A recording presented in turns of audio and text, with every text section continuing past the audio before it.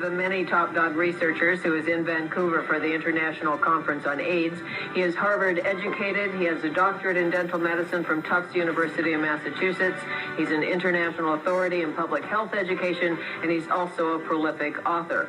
When Dr. Horowitz first heard the theory that the AIDS virus and other killer germs were deliberately cultured as biological weapons and deliberately targeted at unsuspecting victims, he thought the mere idea mad, some wild conspiracy perhaps, or at least good grist for a sci-fi novel.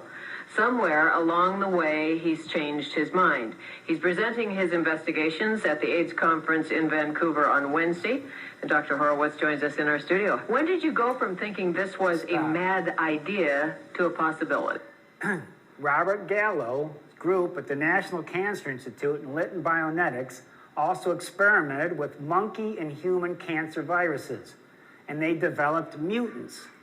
These with viral nucleic acids, including those that caused AIDS, white blood cell dysfunction, leukemia, lymphomas, sarcomas. What is progressive wasting is that? Does that look like an AIDS patient? And death in cats, mice, chickens, and humans.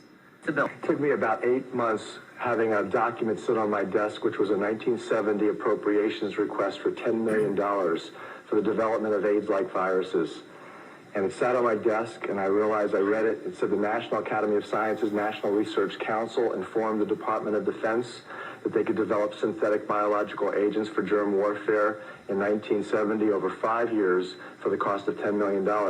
Finally, these and other National Cancer Institute investigators injected such mutant viruses into human white blood cells and fetal tissue cultures to enable them to infect humans and even transmit the same disease. Whether that document was accurate, whether it was real, and then I began to investigate what happened to the money. And that's what ended up in me looking and finding the origin of AIDS and Ebola.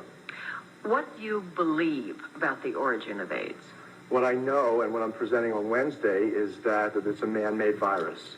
There's no question in my mind these viruses are man-made biological weapons, if you will, or they were developed for cancer research models by National Cancer Institute researchers, people under National Cancer Institute contract, who also were contractors for the Department of Defense.